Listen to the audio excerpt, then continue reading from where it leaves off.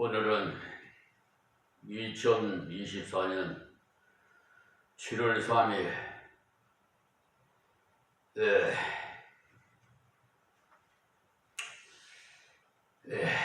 좀 기억해야 할 날이 될 것 같습니다. 그 결과는 다음 시간에 말씀드리겠습니다. 오늘도 이 유튜브 방송을 시청하시는 세계 만민과 사랑하는 성도들에게 살롬으로 인사를 드리면서 말씀을 증거하겠습니다. 창세기 강해 설교로 24장 53절부터입니다. 은금 패물과 의복을 꺼내어 리브가에게 주고 그 오라비와 어미에게도 보물을 주니라. 아멘. 이것이 바로 하나님께 경배하고 그들에게는 예물을 줌으로써 그 집안을 존중히 여긴다는 표를 냈습니다. 항상 우리가 예물이라는 것은요, 그 사람을 존중히 여긴다는 표로 하기 때문입니다. 우리가 누구에게 선물을 드리는 것은 그 사람을 존중히 여기기 때문이에요.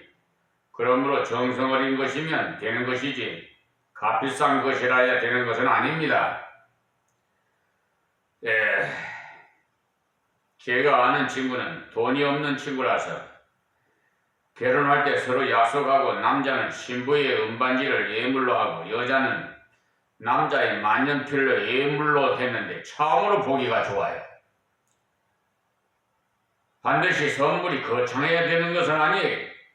서로를 존중히 여기는 표로 예물을 서로 주고받는 마음 자세가 중요한 것이지. 그런데 요사이는 다이아 반지도 하나 못 받고 시집 가느냐는 식의 말이 예사인 모양.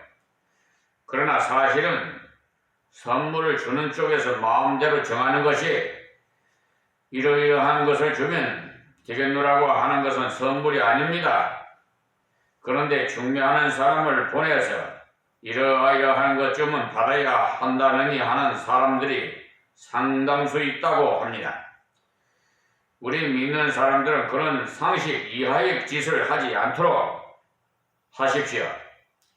예물은 상대방 쪽에서 정성을 다해서 주는 대로 감사히 받는 것이지 무엇을 해내라 하는 것은 타락을 해도 이만저만 타락한 것이 아니에요. 그런데 요사이는 그리스도인까지도 상당수가 그런 모양인데 정말 이것은 고쳐나가야 돼. 성경에는 예물은 아무 요구하는 것이 없이 일방적으로 드립니다. 깍듯이 예의를 다하는 표로 그 가정을 존중히 여기는 표로 당사자에게 선물을 주고 그 가족에게 주었어요.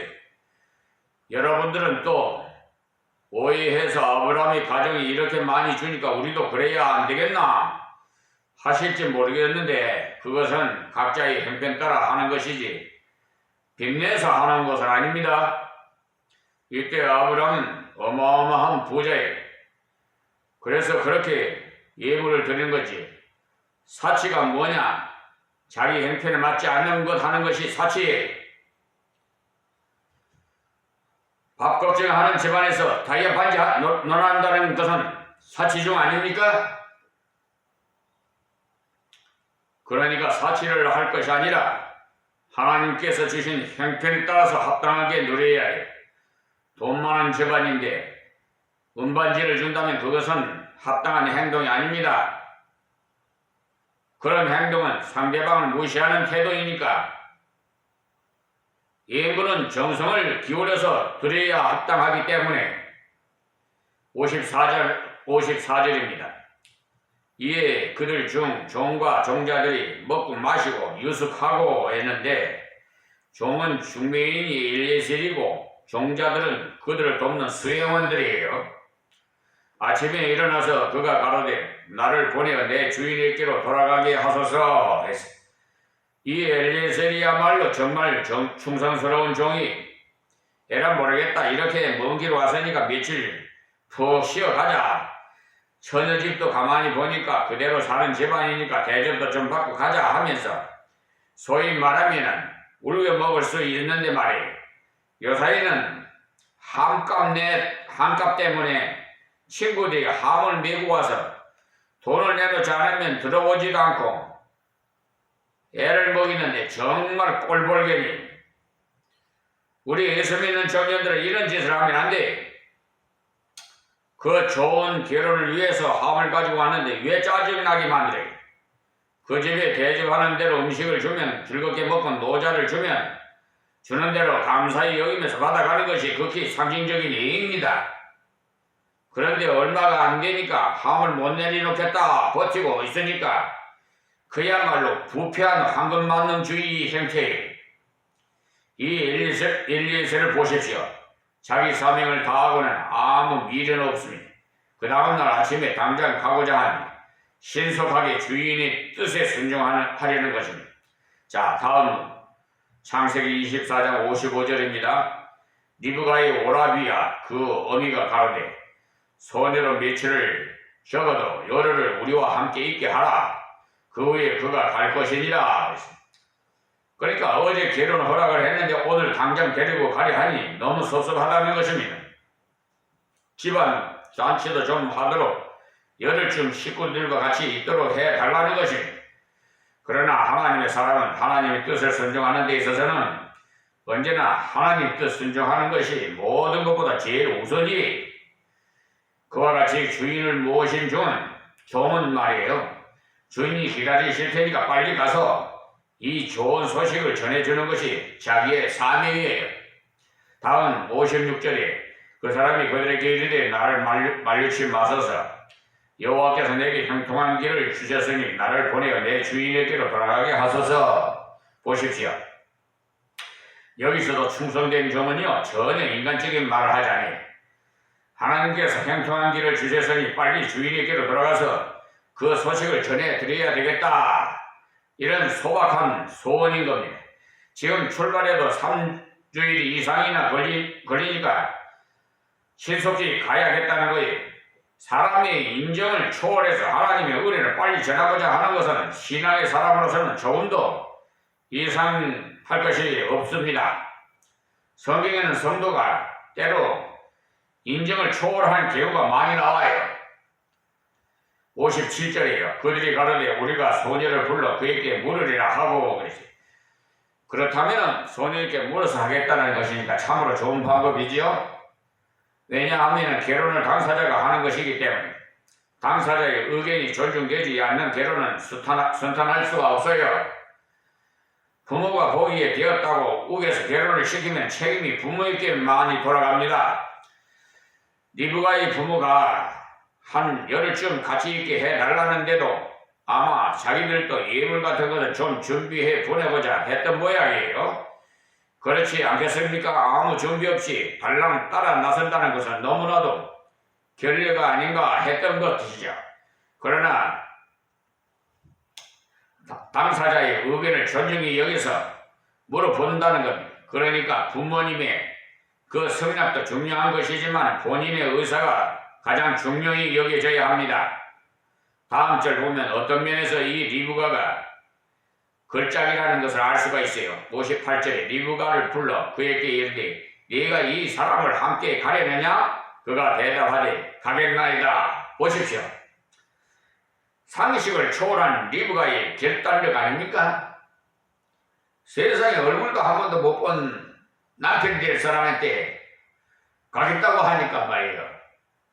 여러분 지금 결혼하실 분들이 남편 얼굴도 모르고 아내 될 분이 얼굴도 모르고 이렇게 중매하는데 무조건 중매적이 따라서 따라갈 사람 있겠어요? 없지요? 여러분 어때요? 여러분에게 묻습니다. 하나님의 뜻이라면 우선이에요. 내 생각은 다음이에요. 그러니까 우선적으로 하나님께 어떤 사람은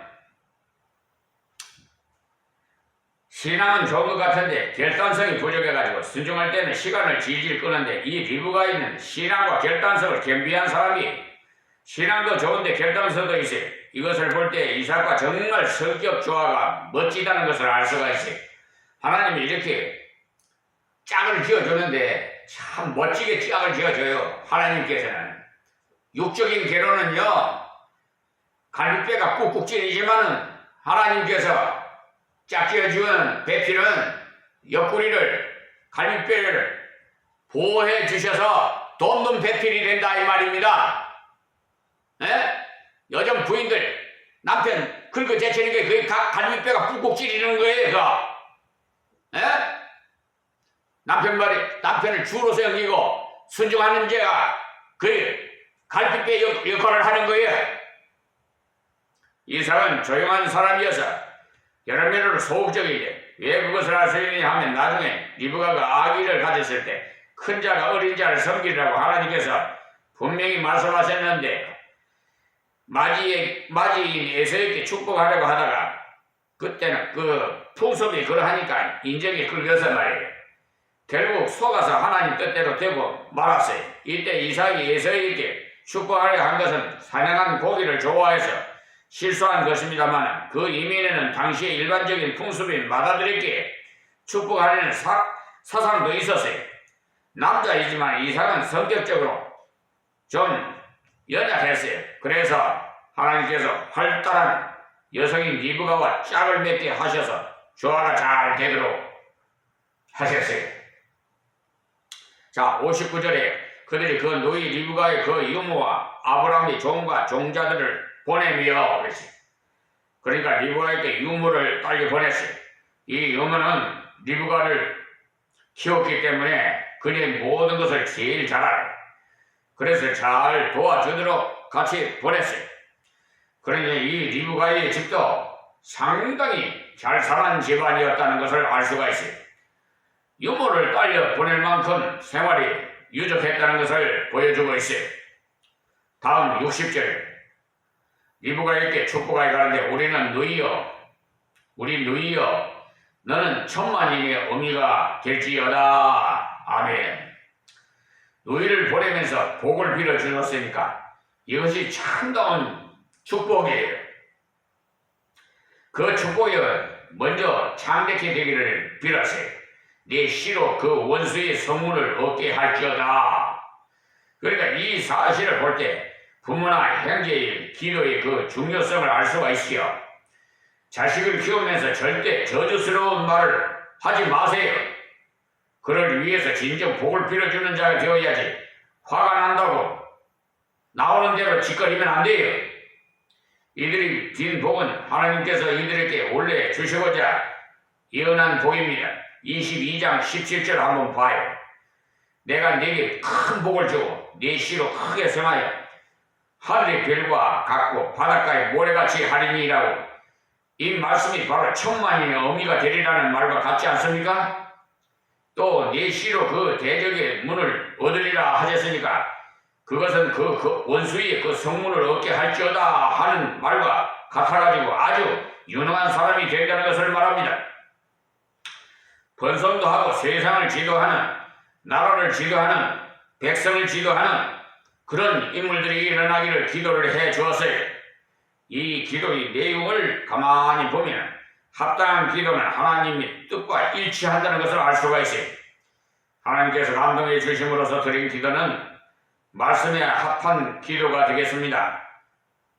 우리가 간절히 기도한다 보면 하나님의 뜻에 합당하게 기도할 수도 성령께서 감동해 주셔야 돼요.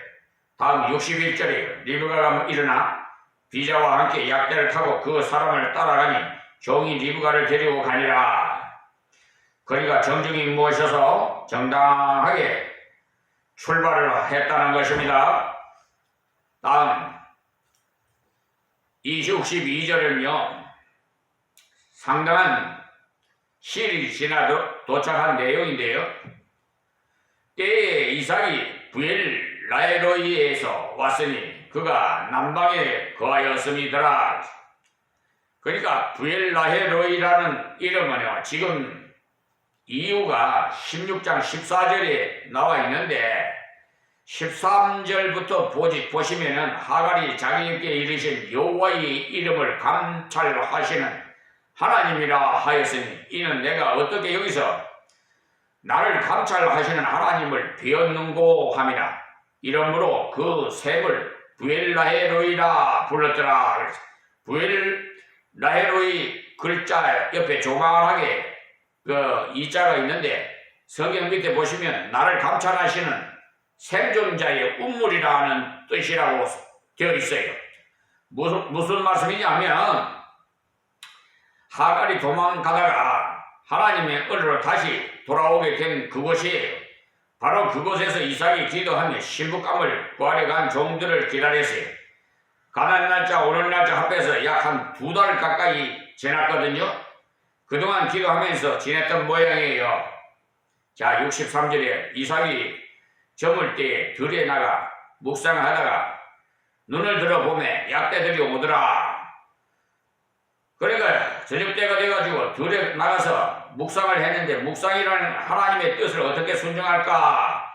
순종할 길을 찾으면 마음에 새기는 것을 말합니다. 묵상하다가 눈을 들어 바라보니까 자기 집에서 보낸 약대 10마리가 쭉 돌아오고 있거든요. 혼인할 장본인이 이렇게 묵상하며 조용히 준비하고 있었어요. 하나님의 뜻을 살피고 있었어요. 기도로서 준비하는 것도 필요하지만 눈을 들어 바라보고 자꾸 연구해야 돼요. 기도하고는 실천하는 생활이 있어야 돼요. 이때 이삭은 약대에게로 달려갔습니다.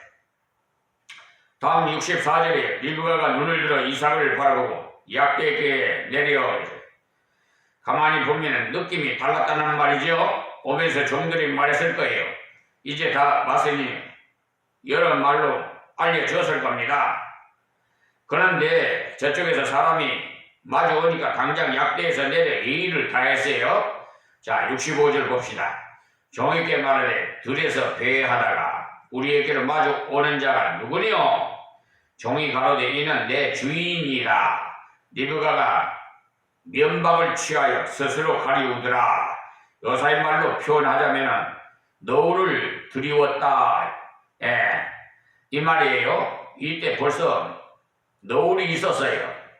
이 노을은요, 왜 드리우느냐 하면 순종과 구별의 표로 드리웁니다. 디모데전서 2장 9절에 한번 보시면요, 또 이와 같이 여자들도 아담한 옷을 입으며 라고 이제 화려하고 폴 날아가는 듯한 옷을 입으라 하지 않고 아담한 옷을 입으라고 하셨어요. 민인이 어쩌니 하면서 소살이 보이는 거 뭐 그래 민망스러운 옷을 다 입고 하는데 세상이 어떻게 돌아가든지라도 성도들은 아담한 옷을 입어야 돼요. 그냥 살을 보이고 말이야. 요즘 참 유치스러워서 볼 수가 없어요. 근데 어떤 분들은 요즘 바지를 많이 입고 다녀서 좀 좋더라고요. 그전에는 얼마나 그냥 작게 입는지 그냥 무릎 위로 쭉 올라가서 그냥 보일 듯 말 듯 그냥 앉으면요 앉을 수도 없어요. 그냥 어쨌든 왜 그런 모양을 그렇게 입니까? 그것은요 마귀 사탄들이 그러니까 남성들을 그냥 유혹시켜서 지짓게 만드는 거예요. 그러니까 이 더러운 성추행들을 하고 있죠. 원인이 말이에요. 제공하는 자에게 그 원인 제공하는 자에게 책임을 물어야 돼요. 요즘 수사하는 수사관들도 말이에요. 경찰 수사 규칙도 어기고 말이에요. 고소장을 썼으면은 제출했으면은 어쨌든 간에 고소인을 불러서 진술을 이 못된 수사관, 에? 김덕현 그 수사관 말이야. 강남경찰서 아주 그따위 식으로 하면은 그 자리 오래 보존하지 못해. 인간적으로는 어떻게 무슨 백형이 변호사한테서 뭘 어떻게 받았는지 모르겠지만은 그런 편파적인 수사나 결과통지서 아니 사기꾼한테 뭐 불송치 각하 말도 안 되는 아유 그런 인간들이 있기 때문에 이 세상이 지금 부패하고 썩어가고 있어요. 좀 정의롭게 남이사 어쨌든 말든 상관이 말이야 그 경감이 뭐라고 하든 말든 아유 이러시면 안 됩니다. 이거는 분명히 이렇게 해야 합니다 하고 좀 투철한 사명감이 있어야지. 서로 그냥 짜고 그냥 하여튼 요즘 세상에 심지어 대법관들도 말이야 얼마나 한 사건을 한번 접수를 하게 되면 상소 이유서를 제출해서 상소장을 제출하면 상소 이유서에 봐서 그에 따라서 1심, 2심이 잘못했으면 원심 파기를 하고 민사소송법에 의해서 426조에 의해서 1항에 의해서 원심 법원으로 환송시켜야 되는데 이 무리한 그 대법관 네 사람은 하여튼 앞으로 하나님의 심판 이 세상에서 심판이 없으면 하나님께서 심판이 생명하셔가면 무슨 소용이 있어요? 여러분 어디까지도 봤지만 갑자기 서울 중심지에서 그 자동차 운전기사도 해도 경력이 많고 술도 안 먹고 마약도 안 마시고 뭐 하여튼 그 사람인데 경력이 짱짱한 사람이 차가 그냥 급속도로 날아가가지고 사람을 많이 대형 사고가 일어났잖아요. 서울 중심지에서 말이에요. 그러니까 오늘 살았다고 여러분 오래 사는 거 아니야. 당장 어떻게 될지 몰라. 그거 보니까 뭐 승진 축하 뭐 어떤 사람 뭐 어쩌고 가지각색이더만. 하여튼 하나님을 무시하는 자들은 우리 인생의 생명 연수는 하나님 손에 달려있어요. 죽느냐 사느냐 내가 죽고 싶어도 하나님을 허락하지 않으면 못 죽어. 자살 그것도 하나님 허락해야 자살하는 거예요. 마귀 사탄도 하나님을 허락해야 욕을 시험하듯이 말이에요. 그래서 그 대법관한테 최고서 서면 보냈더니 대법원 행정처에서 답변이 왔어요. 그래서 하도 어처가 없어서 이번에는 경고장 서면을 보냈죠. 어쨌든 두고 볼 겁니다. 하나님께서 내 안에 계신 하나님이 역사하고 있어요. 나는 무식해요. 나는 아무것도 몰라. 그러나 하나님께서 내 안에 계셔서 법이요? 수천 수만 가지 법? 시행령? 판례? 뭐 규칙? 여러분 우습게 보지 마요. 하나님이 어떤 분인 줄 알아요? 우주 만물을 창조하신 분이 그분이 이 비천한 종을 사용하는 있다는 것을 알아야 돼. 감히 말이야.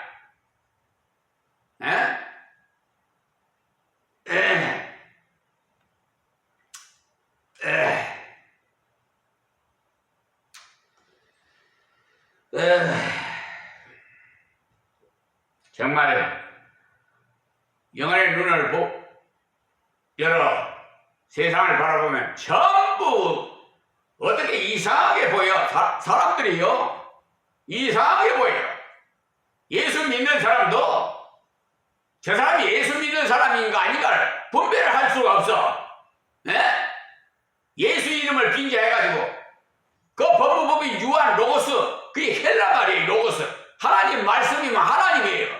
그걸 간판을 걸어놓고 대남로에서 그 소속되는 변호사 백천기가 어떤 사람인지 알아요? 대한감리교 감독, 임시감독, 초계장까지 했던 사람. 아이고,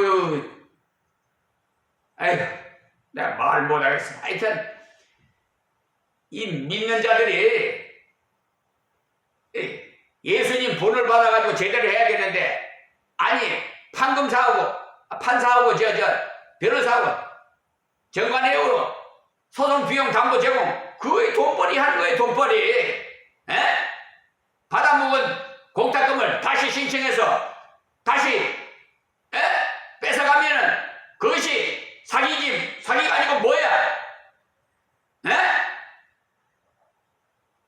그 사기 고소장을 말이야. 뭐? 불송치, 각하, 개떡 같은 소리를 하고 있어. 생각하면 열이 받쳐서 그냥 분통이 터져서. 하여튼 하나님께서 진도의 심판이 임할 거예요. 보세요. 오늘 멀쩡히 살았다 해도 젊은 사람이라도 늙은 사람보다 먼저 갈 수가 있어. 생명하서 가서 뭔 소용이 있어? 돈 많이 벌어도 뭔 소용이 있어? 갈 때는 다 예수 믿는 사람은 천국까지만, 제대로 못 믿는 사람은 고린도전서 3장 15절에 있는 말씀이 불 속에서 구원은 받되 불 속에서 구원받아가 같으래 지옥 같은 데로 간단 말이에요. 예수 안 믿는 사람은 지옥에 갈 것이고. 오늘은 여기서 말씀을 맺겠습니다. 하나님 고맙고 감사합니다. 이 유튜브 방송을 시청하시는 우리 사랑하는 성도들과 또 세계 만민 여러분에게 귀 있는 자는 다 듣는 자에게 복을 주시옵시고 다시 회개하고 새 사람으로 거듭나는 역사가 일어나게 해 주시옵소서. 이 사회가 너무나 혼란스럽고 질서가 잡히지 않고 지금 정치도 너무나 혼란스럽습니다. 하나님이 친히 주장해 주셔서 이 나라를 안정 속에서 번영하며 살기 좋은 나라로 하나님 복내려 주시옵소서. 예수님의 이름으로 기도합니다. 아멘.